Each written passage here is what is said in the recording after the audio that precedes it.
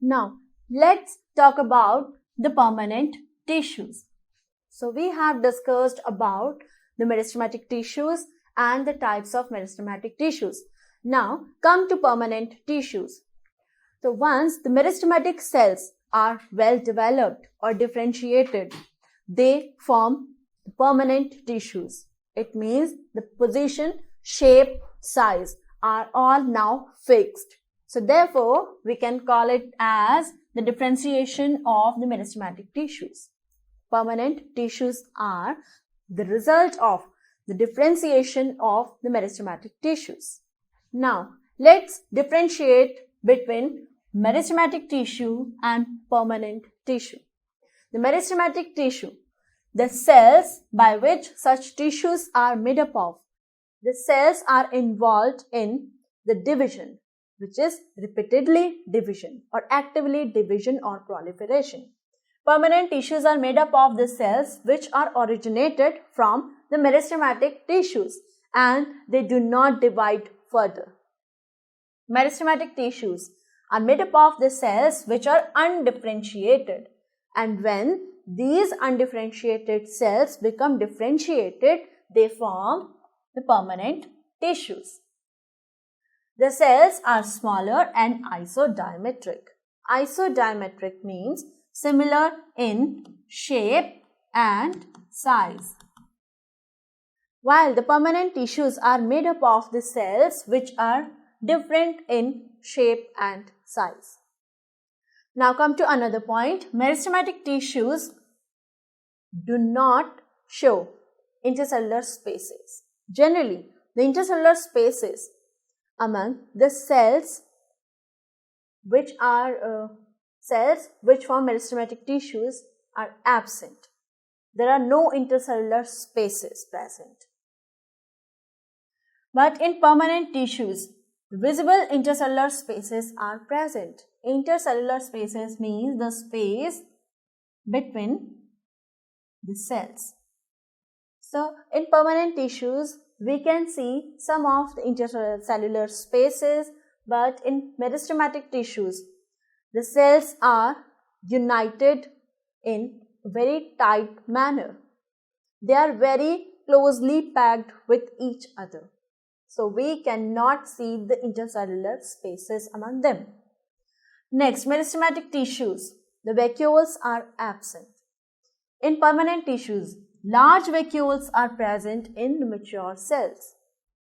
Meristematic tissues, the metabolism occurs at high rate in meristematic tissues, while in permanent tissues, the metabolism occurs at very low rate. The cell walls are thin in meristematic tissues, while the cell walls may be thin or thick in permanent tissues. Now, let's have a look on the flow chart showing the types of plant tissues. So, in plant tissues, we have covered meristematic tissues. The types of meristematic tissues have also been covered. Permanent tissues, the introduction of permanent tissues is covered. Now, come to simple permanent tissues and complex permanent tissues. Now, let's discuss the major difference between simple permanent tissues and complex permanent tissues. So, simple permanent tissues are those tissues which are made up of only one or single type of cells, whereas complex permanent tissues are those tissues which are made up of more than one type of cells.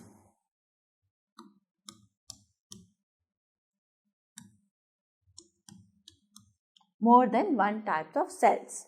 Now, let's differentiate in a more elaborate way between simple permanent tissues and complex permanent tissues. So, simple permanent tissues, they are made up of a single type of cells, while complex permanent tissues are made up of more than one kind or types of cells. Simple permanent tissues are made up of a single type of cells. They perform their task with those cells only from which they are made up of? They are made up of different cells. These cells interact and coordinate to perform any task. It means when they are made up of more than one types of cells, so different types of cells, they interact with each other and perform their functions.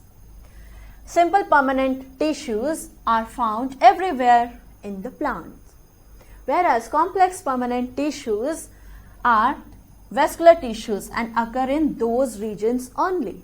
Now, let's discuss the types of simple permanent tissues and complex permanent tissues. So, simple permanent tissues are divided into parenchyma, collenchyma and sclerenchyma.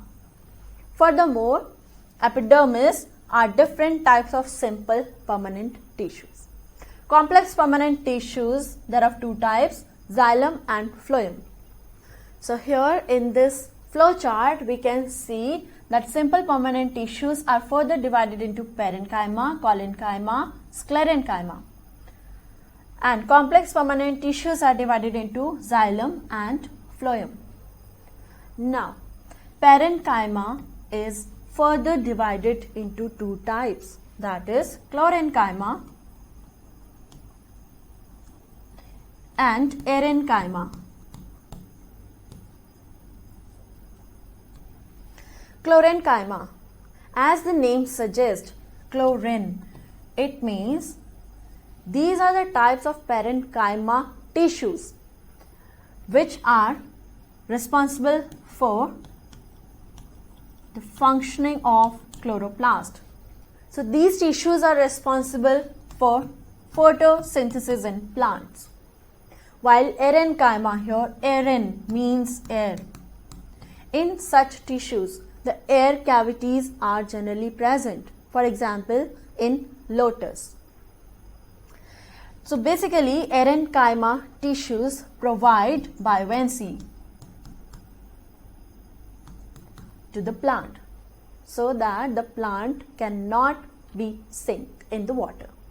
Now, let's talk about the simple permanent tissues in more detail. There are three types of simple permanent tissues. Those are parenchyma tissue, chlorenchyma tissue and sclerenchyma tissue. These tissues look like this, which we can see in the image. Parenchyma tissues, chlorenchyma and sclerenchyma tissues. So if we talk about the parenchyma tissues, from the given picture, we can interpret that there are some spaces present in the cells. It means the cells are not tightly packed. And what can we conclude by seeing the collenchyma tissues? So we can say that the corners are thickened. The corners of the cells are thickened. The thickening is present. And in sclerenchyma tissue, we can say that there is very less intercellular space present. Now, let's see the difference between all three types of tissues, which are simple permanent tissues. So, these are the differences based on their characteristic features. So, let's begin. So here we can see the picture of these three tissues, which we have just seen on this slide only. Now first, come to the cell shape. The cell shape in parenchyma tissues is isodimetric. Isodimetric cells means the cells are similar in shape and size, which are oval, spherical or polygonal in shape. So there are three shapes observable in parenchyma tissues. Those are oval, spherical or polygonal. Now let's see the cell shape in collenchyma. So collenchyma tissues are circular, oval or polyhedral. Now come to the cell shape in sclerenchyma. The cell shape is variable. Fibers and sclerites are present. Fibers and sclerites are further subclasses or types of sclerenchyma tissues. So here in this image, we can see that there are different types of cell shapes available. There are different types of cell shapes which are observable in all the types of tissues. For this, it is spherical, oval or polygonal. The cell shape in collenchyma tissue is polyhedral, circular. Now come to the shape of sclerenchyma tissues. The shapes are variable in sclerenchyma tissues. So I think on this slide these images give better look on the structure or shapes of these types of tissues. Therefore I am switching on this slide. Now come to the cell wall type in collenchyma tissues. So in collenchyma tissues, we have observed some uneven thickenings on their cell wall. Let's see this image again. Here we have discussed that there are some thickenings present at the corners of these tissues. Now come to the cell wall of sclerenchyma. So the cell wall of sclerenchyma is made up of lignin. Therefore it is written here that lignified secondary cell wall is present. It means lignin material is present in their cell wall. Now come to cytoplasm. In case of parenchyma, the cytoplasm is abundant. In collenchyma, the cytoplasm is present. It's not abundant. In sclerenchyma, the cytoplasm is absent. Now come to nucleus. Nucleus in parenchyma tissues are present. Basically, living tissue. We can call them as living tissues because of the presence of nucleus, and the plural of nucleus is nuclei. Now come to the nucleus type in collenchyma. So collenchyma possess nucleus. Therefore, it is a living tissue because of the presence of nucleus. Now, since sclerenchyma tissues do not have nucleus, or nucleus is absent in sclerenchyma tissues, such tissues are dead. Now come to vacuoles. Whether the vacuoles are present or absent, and if present, so they are small or large. So in parenchyma tissues, the vacuoles are large. In collenchyma tissues, the vacuoles are present. It's not specified that if the vacuoles are large or small. Now, in sclerenchyma, the vacuoles are not present. Now, come to intercellular spaces. In parenchyma tissues, the intercellular spaces are present. In collenchyma tissues, the intercellular spaces are absent. In sclerenchyma tissues, the intercellular spaces are absent, or if present, very small or very less. Now, let's talk about the intercellular spaces among all these types of simple permanent tissues with these images.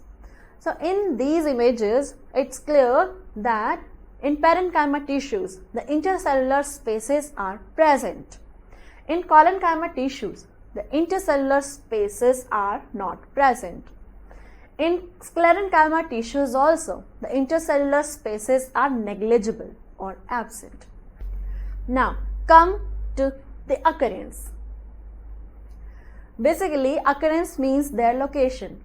So, parenchyma tissues are basically packing tissues, and they are found in all the soft parts of the plant: pith, cortex, medullary rays. Now come to the occurrence or location of collenchyma tissues. Collenchyma tissues are present in dicot stems majorly, petiole and beneath the epidermis. These tissues are absent in monocot and roots. Now come to the location or occurrence of sclerenchyma tissues. So sclerenchyma tissues are present in the dicot hypodermis, bundle sheath, pericycle, seed, pulp of fruits are other sites where such tissues are located. Now, very important. Now come to their functions. Parenchyma tissues are involved in food storage and photosynthesis. And the type of parenchyma tissue which is involved in photosynthesis is known as chlorenchyma. It's chlorenchyma which is involved in the process of photosynthesis. Now come to the function of collenchyma. Collenchyma basically provide tensile strength, mechanical support to the plant and involved in photosynthesis. Now come to the functions of sclerenchyma tissues. Sclerenchyma tissues are involved in the functions like protection from stress and strain, mechanical strength. It means sclerenchyma tissues provide mechanical strength to the plant.